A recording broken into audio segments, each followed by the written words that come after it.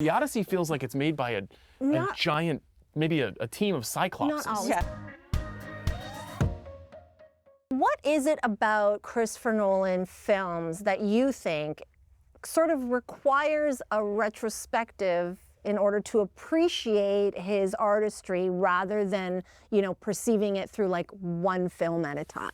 It's a big body of work at this point. I think that's part of it. I think he's worked in a lot of different modes over time, but each movie now starts to feel like it's part of a larger puzzle that is starting to come together. The new film, which we both had the chance to see, I think sort of brings the whole picture into focus.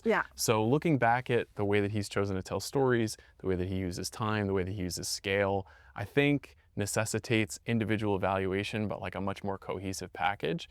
And you know, the movies are very fun. They're very pop. You know, they draw a crowd in a way that is unusual, I think, in contemporary cinema. And so he's just somebody who's fun to kind of pick apart. I've picked him apart a bit over the years as a viewer of his movies. Well, I have too, just different movies. Yeah, but putting those pieces back together, I think, is really gratifying.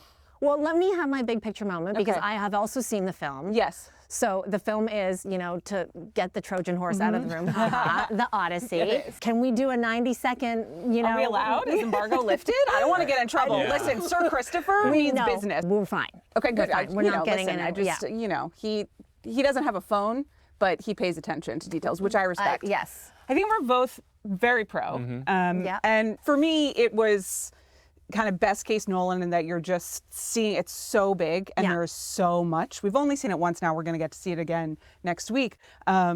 But no one else is doing things on this scale, which is sort of a trite sentence. But when you see like the Cyclops or these, you know, naval battles or everything that they're doing, and there is so much jam-packed into it, right? It is 3 hours long, and also he goes everywhere but Ithaca, because that's the point of the story. It doesn't feel 3 hours though. No. But there is no one else trying this stuff right now, and I think that's rad. Okay. I think there's something exciting about knowing almost every beat of the story, but not feeling like something is being repeated. I think he makes a really smart choice to not rely on what you would term classical special effects, like as much in camera is happening as possible. The aforementioned Cyclops, which spoilers in the Odyssey, is rendered by a person, and it looks like a giant person. And those are like very specific choices that he's always making to make you never feel removed from a human experience, even if the stories are totally fantastical like this one is. So I was pretty taken by it, especially that scale that Amanda's talking about. And also, you know, he makes a really good choice to just say, I'm not going to strain to make this feel like the ancient languages in which it was written. There is a kind of colloquialism to the way that the characters are talking that doesn't feel silly or out of place. It actually just kind of grounds you a little bit more clearly, like in our lives and story. So I thought it was a lot of fun. One of my biggest hangups about him as a filmmaker is I find he feels the need to explain himself quite frequently. But when you're working with the text that sort of explains modern storytelling, period, if you explain it, it's part of the package. It's like, it's not incidental, it's essential. So I don't know, but I also didn't feel, it could have maybe been a little more hysterical for me. I thought it could have gone up a level in terms of its, you know, we see Scylla, but like, couldn't we have gotten like 5 more minutes of Scylla attacking? That's right. The sirens were just like 2 seconds, a drive-by situation. It is a lot to pack in, and it is at times quite self-serious, you know, to the point of, I appreciate it. It is him, right? And so that, when you're talking about the idea of like a Nolan retrospective, if you are familiar or fresh on the work, then it actually is very fun to be like, oh, well, there's the great man again. And, you know, and to see how he tracks those ideas over time, it enriches the experience, even if I find a little funny. The thing that people say about him is like ultimate storyteller, ultimate this generation's filmmaker, and what he is doing then, it's like, it's a flex. It's every movie you can name is in this movie, and I made the movie, so I'm the best. Like, there is an ego there that is also very Olympian. I totally agree with that. I think it's something that, I find that about him to be quite charming.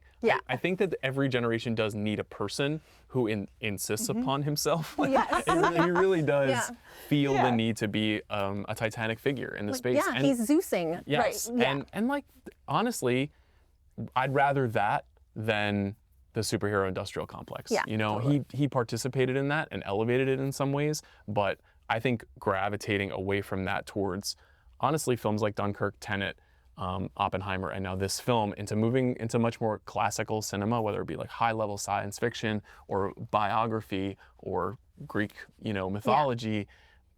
I think we'll just be a little bit better off for it as a movie culture. So I welcome the grandiosity. I also welcome conversations at any time as early as we can about Oscars. This is his next film after Oppenheimer. So can The Odyssey have the same prestige? In terms of nominations, I think so, right? I mean, there's just kind of got to, you think about the numbers and it's going to get, I think, in double digits pretty quickly from all the below the line craft categories. It looks very beautiful. The score. Matt Damon is already on the trail and I love it and I welcome it and I'll take 9 more months of it. And I would imagine that would happen.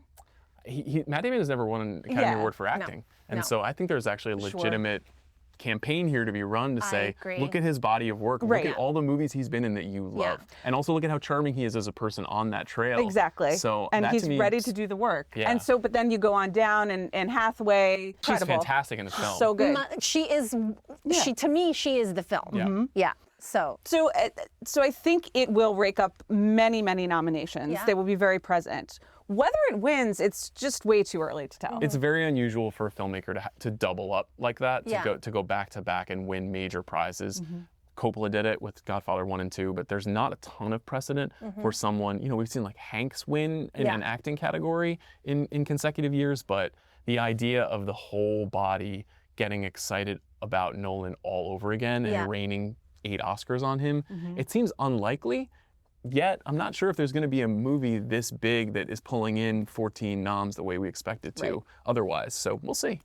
It does set up an interesting, Matt Damon versus Tom Cruise, Inarritu versus Nolan. Sure. Cage match. You see, you're banking on Digger. You think you think it's happening. I think it's probably not going to be as universally embraced. I do think The Odyssey is going to be universally embraced. And I think that Digger is going to be quite controversial and people will fight about it. But I also think you can make the case of it's Tom Cruise's time. And, But historically, the Academy loves Inarritu and has kind of held Tom Cruise at arm's length. And not as many nominations as we feel. But he's doing the work too. He's doing his version of the work. He moved back to LA. I do know that, and and they did give him an honorary Oscar last year, which I do not think counts. He moved next door to you, right? Yes, that's true, right? And he teaches my children how to parachute. So I think it's possible, but that would be our dream. It would be so fun. He's just such a peculiar person. He's just a wonderful specimen in the culture of movies, and it'll be really interesting to also look back on what he means to movies. I mean, for good and for ill. And I think the idea of using an Inarritu project as his okay guys, it's time to honor me is a fascinating choice because as you said, he is controversial. There's going to be almost certainly a critical split on the movie, but we'll see if. I mean, the Academy did not come around for Bardo, so we'll see how bulletproof Inarritu is on this. I think you've said that your 2 favorite films of this year are Canadian. That's right. Yeah. Right? So, and a movie like Nirvana doesn't typically get Oscar love. So if you were to create a category for it to be included in. Okay, that's a good one. Just 1 Oscar. Stunt? Well, I was going to say if the stunt category were part of this year's show, it's coming the following year, I think. I think there are multiple moments, probably the CN Tower jump, that feels up there. That's a Tom Cruisian moment for Canada. The Oscar for best Tom Cruise-ness? Yeah. I mean, there's a practical effects Oscar that I would love to see. I think there's something a little bit lost in the hand crafting of certain aspects of movie making that you could point to in something like The Odyssey that is all over Nirvana. It's it literally is 5 guys running around attaching things to poles and hoping that it works out okay and running and gunning in a way that is the spirit of that movie is so infectious to me, and it feels like it's made by people.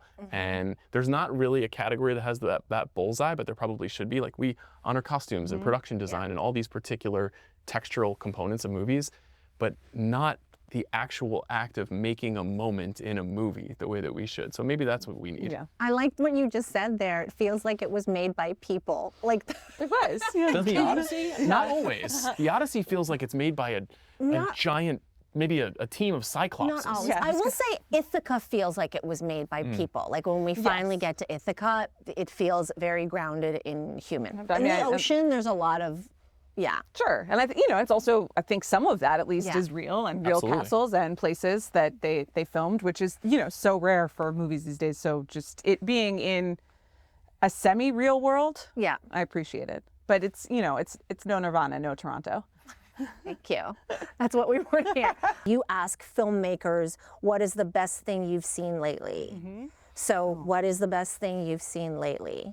But I also don't want to restrict it to film. So can we do two things? Can you talk about a film, the best thing you've seen lately, and then just the best thing you've seen, period? I mean, I spent an hour in Bay Street Video yesterday, which was an absolute delight. And just looking around at all of the marvelous physical media in that space and going through the, I think, 40,000 potential rentals in there. As a physical media dork, it was a very heavenly place. So I was happy to be seeing all of that stuff in there. I mean, I watched Truffaut's Shoot the Piano Player late last night after we got home from karaoke and to prepare for something else, and that's how I'm living, I went to karaoke and I chased it with Truffaut. I'll tell you later why I watched it and what the reason for that was. It doesn't involve you, but if you want to be involved, you can be. I don't. It's more just the decision-making process at 2 a.m. But sometimes it's better with you not to ask. I love cinema. I'm trying to think. What's the last great movie that I saw?